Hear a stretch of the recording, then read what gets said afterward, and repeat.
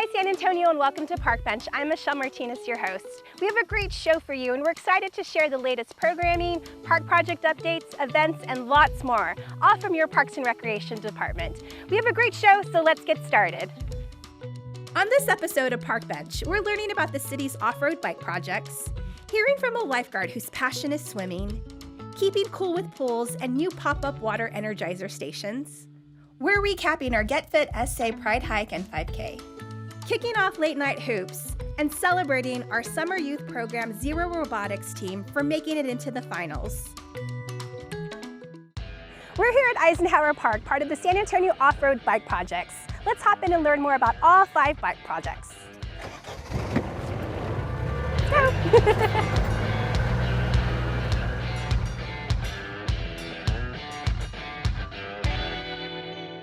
We're going to be talking about 5 different off-road bike projects that will benefit from funding from the 2022 bond, which passed by San Antonio voters last May. Now with the new bond and the off-road bike park improvements, we stand to kind of make that next step in our evolution of bicycle improvements for the entire riding community. Let's start with McAllister. We installed our first pump track there at the park, as well as a skills area that's really geared towards, younger riders. And now we're just gonna amplify it up to the next one for our more skilled riders. So we were at Eisenhower, and for me, this is one of the most exciting ones because I love riding mountain bikes. Where we're standing at right now is about 1,300 feet in elevation. And to put that in perspective, downtown San Antonio is about 650 feet, and the Tower of America is about another 700. So at Eisenhower, you see the great view behind us. We are pretty much standing where the flow trail is gonna start at. So it's gonna be an awesome place, awesome trail, beautiful design, and I'm super excited for it, and I'm happy to be a part of it. Pearsall Park, we are going to be constructing the department's first BMX track. Yeah, so this is exciting. It's its first BMX track. So it is going to be slight downhill, but you're gonna have a gate, you're gonna have an exit, but it's a sprint. You'll be able to take your buddies out there with 8 lanes. If you happen to have disabilities and you use a recumbent bike or a hand crank bike, you're still able to ride this facility. So really something that San Antonio should look forward to and will hopefully eventually be very proud of. So at LBJ Park, we are going to develop a little more of the cyclocross course. Usually consists of a short course where the rider's gonna have to maybe dismount his bikes, get over some obstacles and some hills, and get back on and continue. Next stop on our journey is O.P. Schnabel Park. We were able to complete a land acquisition, and we acquired approximately 100 new acres across Leon Creek from the existing O.P. Schnabel Park. The largest piece of the new park acquisition will be devoted to the new signature bicycle skills park in San Antonio. So we're focusing on the intermediate to the advanced skills. The one other piece I want to mention about O.P. Schnabel that is interesting is that you can actually be riding on the greenway and come to the park and ride the skills areas. A lot of exciting things are coming in the future, so be ready and get your bikes ready. For more information, visit our website and follow us on social media. While temperatures continue to rise, our trail stewards found a way to keep trail users cool with pop-up energizer stations. Outdoor enthusiasts can cool off with ice-cold water while using the trails. Let's learn more. People are very relieved to see us. They like the cold water. And we have maps and also to give out, and some pens and pencils and doggy bags and just a variety of things that we're giving out to citizens. This trail that we're on, we love. We love what the city's doing out here because we were able to come across some ice-cold water. Oh, yes. And they even gave us a map, and there's some other goodies over there. So it was a perfect rest stop. I was ready for a break, even though our stop is right there. Yeah, I'll tell you, I'm glad I had a little basket in my bike. So there's some nice swag that's given away here at the water station. On top of getting some information, getting a cool drink, and then walking away with a T-shirt and some other cool stuff. This is a new initiative for the city. It is not only a water station, but it's an outreach also, so we provide information to the people as far as the trails themselves. It is very impressive to have trails like this without having to worry about automobile traffic. As a trail steward, my role is to help people out on the trail. So we help people with their bikes if they've got issues with their bikes, fixing flats or tightening a bolt here and there. We also help them with first aid. We're trained in first aid and CPR. Water, we carry emergency water with us at all times. So we take care of animals also, because a lot of people come on the trail and they're not aware that their dogs might be in jeopardy of becoming dehydrated. We also try to maintain the trails as best as we can. So we report graffiti and overgrown limbs, issues on the trail like water causing erosion and that sort of thing. I retired from the city of San Antonio back in 2007 after 23 years of service there, and so it's great to see fellow city employees coming out here and doing things like this for all of us citizens. Before you come out on the trails on a hot summer day, it is my advice that you come out in the morning.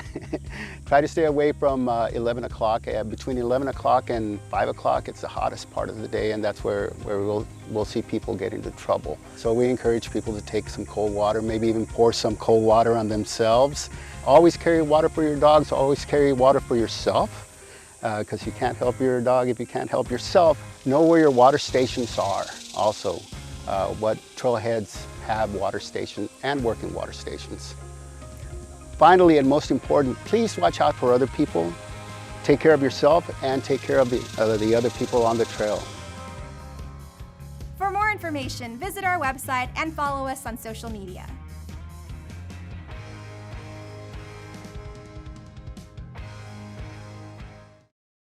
This year, the Parks and Recreation Department merged two great events for one goal. Our Get Fit SA Pride Hike and 5K was exciting and a big success. We had a great turnout. Let's hear what participants had to say. I actually was part of the fitness and recreation, and so it was brought to me that they were going to have a 5K for Pride Month, and I actually just wanted to join in and help out and volunteer. It sounded amazing and fun. I think absolutely this is a great event to come out and one, get to know our parks, get to know your community, and get to experience that community basis. There's so many different vendors out with just different items that you wouldn't even know San Antonio offers. So it's just a really nice event to get to know your neighborhood, your community.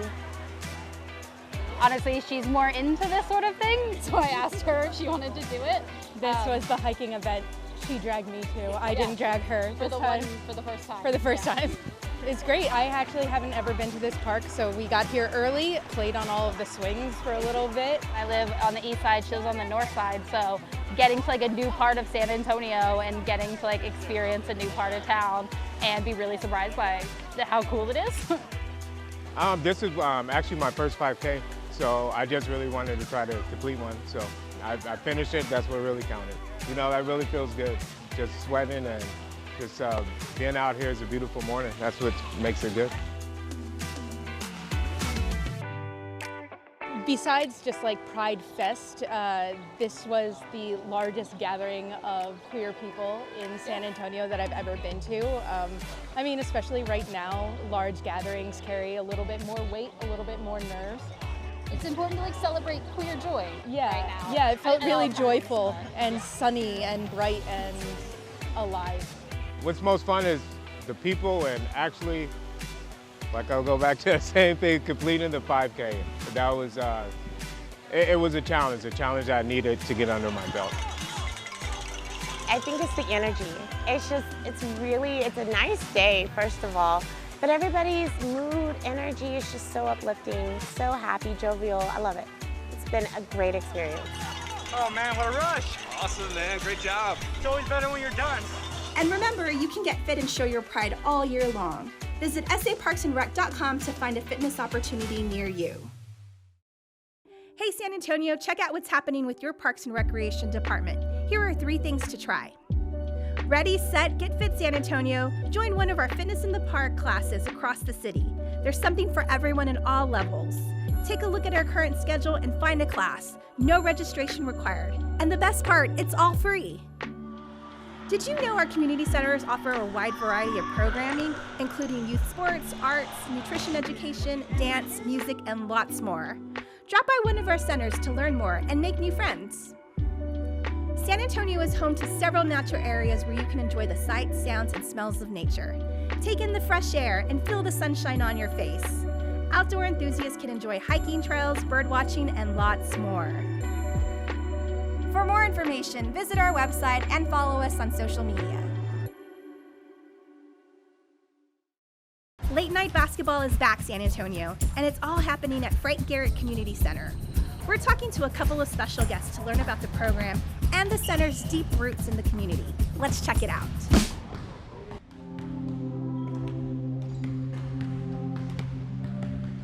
Mr. Garrett he worked for the city 42 years.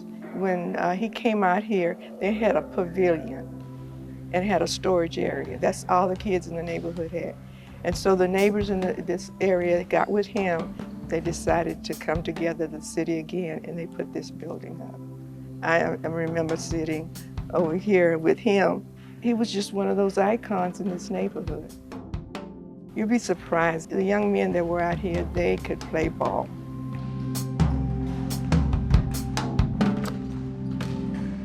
Just as a little kid, going to the free activities program that most of the Parks and Recs offered here just kept me out of trouble. And we don't grow up in the best neighborhood, so it was just something to do, and then something to do became more of like a hobby. And then from there, it became a passion, going to the park, being involved in all the programs. And it just led me to playing to the league here. If you go to any Parks and Recs, even outside or inside, everybody's playing together. Everybody knows each other. Everybody's been going for years. Whether it's Rainbow Hills all the way up to Medical Center, it doesn't matter. We're here at the Frank Garrett Center. Today we are here for Late Night Hoops, which is an adult basketball league that we're doing for the first time. 7 teams for 8 weeks. Each team plays each other once, and then the top 4 make it to a playoffs for a single elimination tournament. Anybody around the city can sign up for our tournament. Our league is non-competitive, so it is recreational, so we encourage people to make friends and to have fun. I mean, when you're out there and just playing, it's just fun, especially with a group of guys that you play with for so long. It's like a flow, I guess, a chemistry that no one else can really, describe unless you do it with the same group of guys for so long.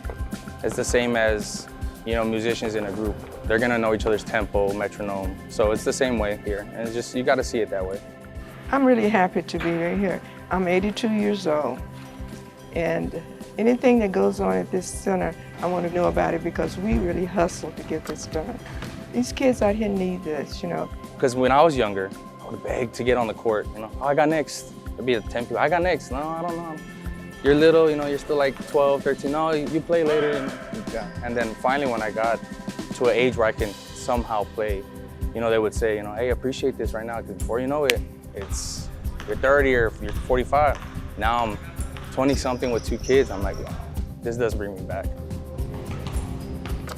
I think it gives us a reason to continue spending time together. Because as friends, we're always together, but to find something that we're all passionate about and do together, it makes it that much more sweet. It's the little things, that we notice about each other when we're out here that makes us that tight group. So yeah, basketball brings us together, but it gives us a reason to spend more time together. It does bring a little bit of excitement. Everybody wants to get back into basketball and really show what the city can do. I would tell somebody, just go and do it. Just go try it. I mean, the worst thing that happens is you have a good time. The best thing that happens is you build a bond with someone, figure out that there's other things besides just the leagues, It's home, home away from me. I don't live in the neighborhood, but I'm here all the time.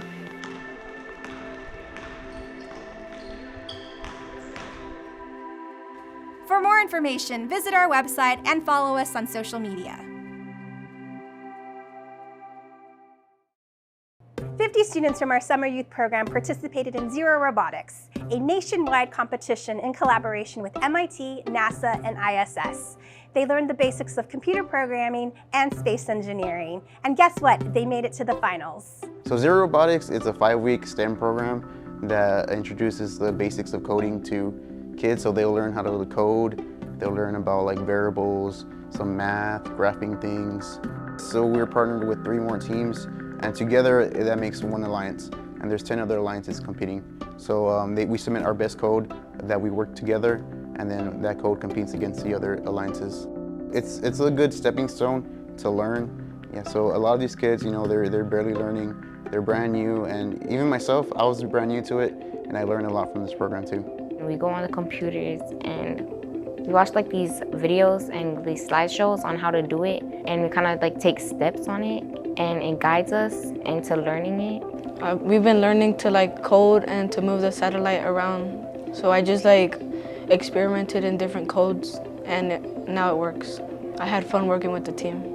Like to watch videos together, or like put the code together and like collaborate together. I mean, it feels very good because like our achievements have been like rewarded, and yeah, now we get to go to TechPort. So we're here at the Boeing Port Tech Center here at SAMSAT, viewing the live stream for the Zero Robotics. So the kids are able to see their live code being run on the Lunaby in space on the ISS, with the astronaut running the code itself. The astronaut, Woody, he gave us a shout out. It was really cool seeing the robot actually do what we've been working so hard on for the last 5 weeks. The kids were so excited. Even though they got here at 6 a.m., they were just so pumped to see the robot in action. Being here today watching an astronaut control or program that we made into a robot makes me feel really awesome. And it makes me feel proud about my teammate because we work together to make something into space. My experience with the community center was really positive. I met a lot of friends and made some old friends too. And I just had a lot of fun. For more information, visit our website and follow us on social media.